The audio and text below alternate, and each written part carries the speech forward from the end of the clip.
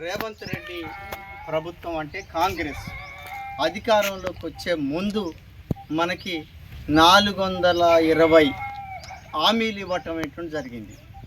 వాటిలో 6 ఖచ్చితంగా అమలు చేస్తానని చెప్పి గ్యారంటీ ఇచ్చాడు.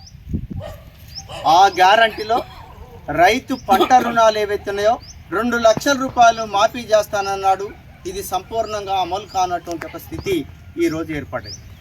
అట్లాగే చదువుకున్నటువంటి వాళ్ళందరూ ఎవరైతే ఉన్నారో వాళ్ళందరికీ 4 లక్షల మంది పోస్టులు ఖాళీగా ఉన్నాయి. వాటన్నిటిని పరిపూర్తి చేస్తాను, ఉద్యోగాలు ఇస్తాను అనేటువంటి చెప్పాడు. అది ఈరోజు అమలు కానటువంటి ఒక పరిస్థితి అనేటువంటి ఉంది. పేదలైనటువంటి వాళ్ళందరికీ ఇందిరమ్మ ఇల్లు ఇస్తాను, అట్లాగే రేషన్ కార్డులు ఇస్తాను అనేటువంటి చెప్పాడు. ఎక్కడ రేషన్ కార్డులు ఇచ్చాడు, ఎక్కడ ఇందిరమ్మ ఇళ్ళని ఇచ్చాడు అనేటువంటి చూస్తే అది కూడా అమలు కానటువంటి ఒక పరిస్థితి మనం రాష్ట్రంలో చూస్తున్నాం. ఎట్లా 6 గ్యారంటీలలో ఏ ఒక్క గ్యారంటీ కూడా ఫలాంది సంపూర్ణంగా పూర్తి చేయగలిగాం, వీటిని పూర్తి అయ్యాయి అనేటువంటి విషయంలో పరిశీలన చేస్తే ఏ ఒక్క గ్యారంటీ పూర్తి కాలేదు. అంటే ప్రజల్ని మోసం చేశాడు.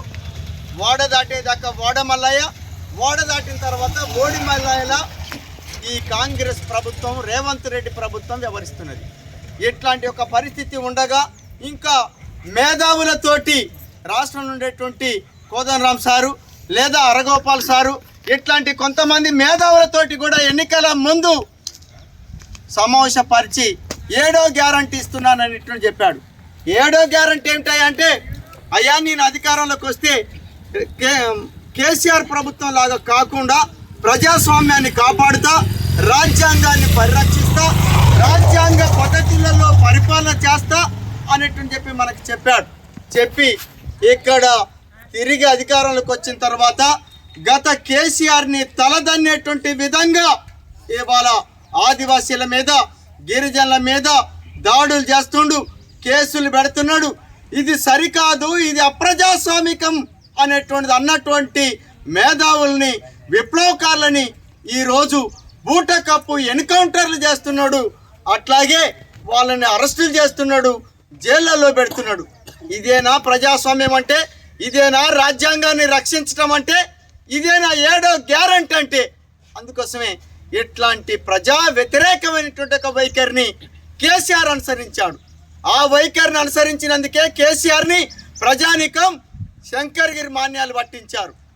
రేవంత్ రెడ్డి గారు నీకు కూడా అదే గతి పడుతుంది అనేటువంటి చెప్పి సందర్భంగా మేము హెచ్చరిస్తున్నాం. ఇవాళ దేశంలో పరిపాలన కొనసాగుతున్నది, అది మతోన్మాద బీజేపీ కొనసాగిస్తున్నది. ఆ పరిపాలన మీద నీ మంత్రివర్గం లేదా నీ నాయకత్వం అంతా కూడా రాహుల్ గాంధీతో సహా ఇవాళ దుమ్మెత్తిపోస్తున్నారు.